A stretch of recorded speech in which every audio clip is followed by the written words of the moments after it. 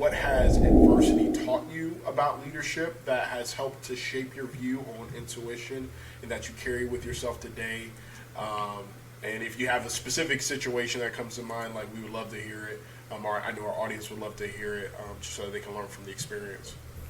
Yeah, so adversity is something that it's a great teacher for you. And what adversity really kind of does, and COVID-19 is actually a really good example of this, is because when you get into adversity, from what I do is I actually turn inside to really ask a lot of questions of myself. And COVID-19 is a really good indication of this, because I'm getting busier with people reaching out because they're having those honest conversations with themselves. Like, what am I going to do? What's my purpose? Not necessarily in those words, but they've worked in a corporate job as you did, Jimmie, for a while, and now they don't have one. What are they going to do? It's pretty scary times. They've been laid off. Companies are wondering, what are we here for? And why have we, what is our purpose? What do we want to do? And in some cases, they've furloughed some employees or laid them off, what have you. And so people are having a lot of those conversations. And with adversity, when you have those conversations, then this is when you really have to pay attention to those intuitive signals. And in some cases, they're not that formal. Like when I went through a couple of the big adverse ones, like, for example, my parents got divorced when I was in high school. And so this is where I was in grade 10, 98, 99%. I was a great East Indian kid. Great statistic. And then, my parents get divorced that summer, and I go down to 67%. I get hauled into the resource officers saying, what's going on? And it really affected me. But then there's of course, you've got the grief. But then my intuition, now that I've had hindsight, basically saying, okay, you're the man now. Right, you're the man of the household, and so here I'm in high school.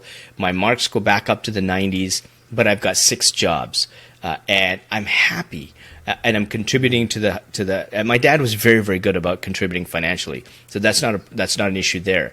But I needed to give my mom more money so she can not work. I can actually have some birthday parties, buy gifts for my brother and my sister.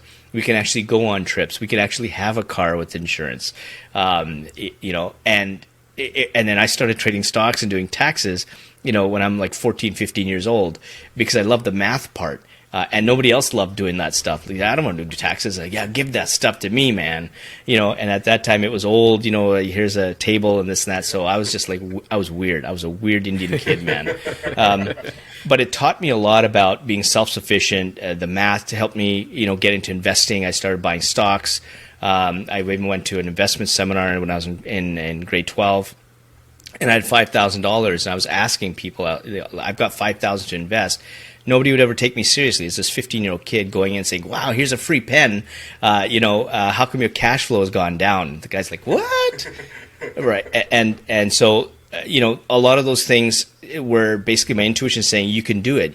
There's no holds barred. You can get into the things that you want to get into.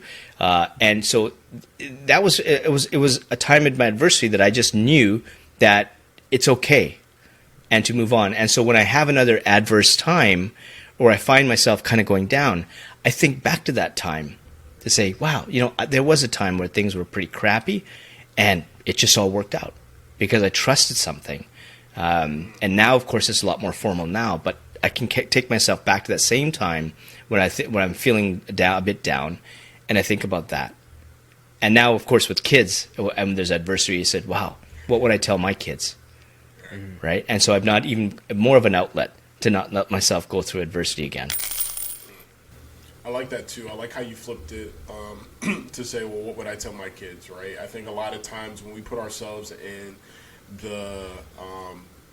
the seat of the problem solver or the counsel as opposed to the problem bearer, like, our whole perspective changes and our mind opens up to like the words that we would use to instill encouragement and confidence and make sure that they don't give up and fall off that horse, but we don't give ourselves the same grace.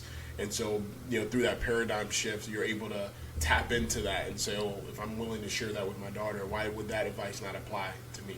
Right. Which I just definitely think is profound, man. And I appreciate you just kind of sharing not just examples from later on in your life as you've grown and kind of really refined your understanding and your understanding of intuition as a whole, and then your own personal intuition, but then being able to look hindsight and kind of apply that back. That's definitely, seems like a fruitful exercise. Like, I'm taking notes of some of the things you called out, right? Like going through all the decisions you made, good and bad, and being able to look at those common threads or indicators in your intuition. It also seems like it'd be a fruitful exercise to kind of reflect back on some of those adverse moments in our past. Right. And then use that as a way to also identify where our intuition was pushing us. And I love the fact that you ended it with this, that when you look back at that, you realize that even as terrible as those times were, you were able to get through them, and it was able to become better because you trusted in something. Right. You trusted in something. That's what really sticks out to me.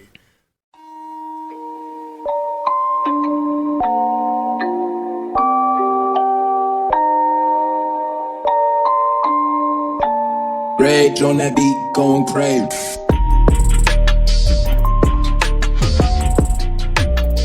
You have just listened to the Legacy and Leadership Podcast, hosted by Jimmie Gonzalez and Devon Watts. Thank you, and we hope that you live, lead, and leave a legacy worth remembering. Until next time.